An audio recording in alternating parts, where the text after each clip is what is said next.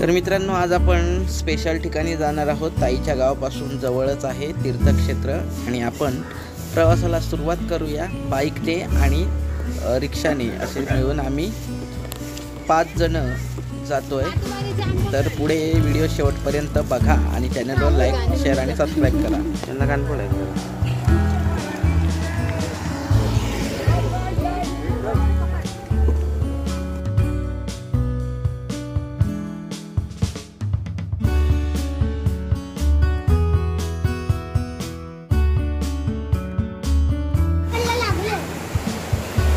हे मोबाईल घेऊन जातील.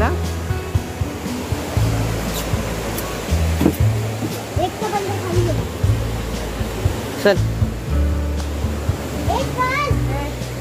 स्वागत आहे तुमचं सह्याद्री मार्लेश्वर मध्ये. तर मित्रांनो, आता आपण आहोत ताईच्या गावामध्ये आणि मारळमधून आपण आता इथे आलेलो आहोत. ते बघा, सह्याद्रीच्या मोठमोठ्या डोंगर रांगा आणि इथं स्नेहल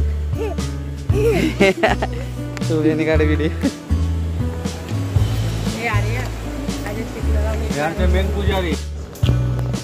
मार्लेश्वरला आल्यानंतर तुम्हाला सगळ्यांनाच माहिती आहे, आपल्याला माकडं आणि खळखळ वाहणारा झरा धारेश्वर धबधबा समोर दिसतोय आणि आपल्याला वरती जायचं आहे, म्हणजे आपल्याला पायऱ्या चढायच्या आहेत.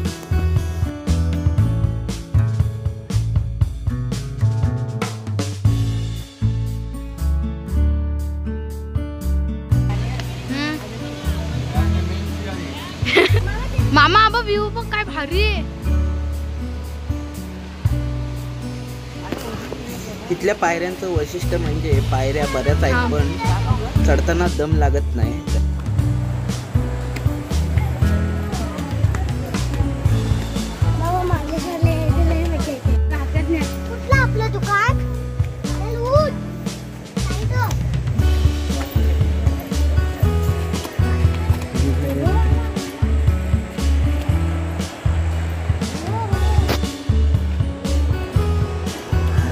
सप्टेंबर महिना चालू आहे, त्यामुळं पाऊस आणि ऊन दोन्ही तुम्हाला दिसेल.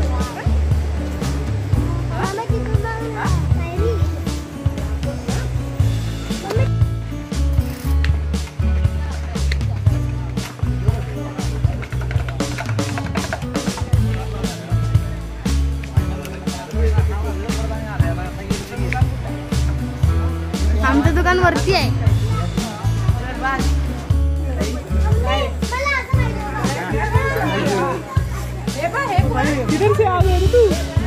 पायऱ्या चढून आपण आता पोहोचलोय फायनली मंदिराजवळ आणि इथे मोठी गुहा आहे आणि गुहेमध्ये आपल्याला मार्लेश्वराचं दर्शन होतं.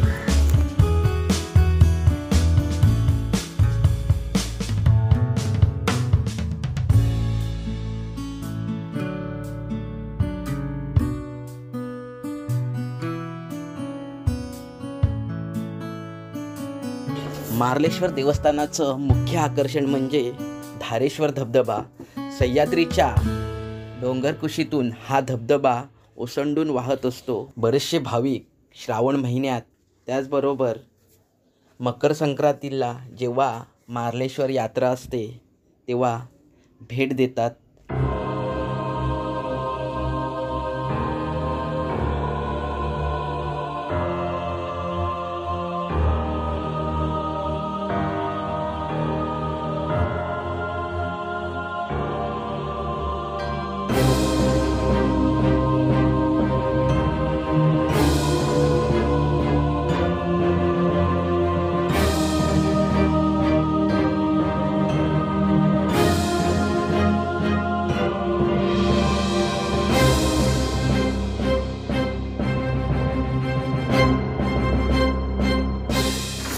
आता आपण दर्शनासाठी रांग लावलेली आहे.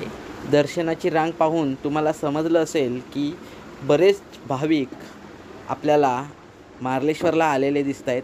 या गुहेमध्ये मार्लेश्वराची पिंडी आहे आणि फायनली आपल्याला मार्लेश्वराचं दर्शन झालेलं आहे. आतमध्ये व्हिडिओ करायला मनाई आहे, तरीसुद्धा आपण थोडीशी व्हिडिओ केलेली आहे.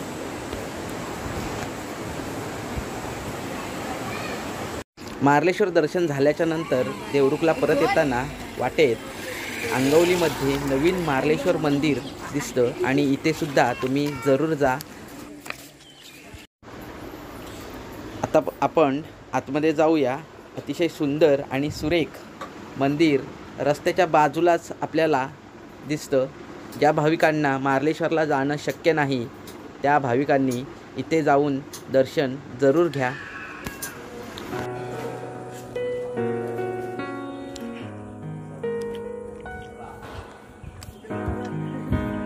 आम्ही आता निघाले. तर मित्रांनो, आपला जाताना भेटलं मार्लेश्वरचा ना? एक छोटासा ब्लॉग कसा होता हे कमेंटद्वारे नक्की कळवा. व्हिडिओ लाईक करा, शेअर करा आणि सबस्क्राईब करायला विसरू नका. धन्यवाद. अरे माझा फोटो काढ फक्त.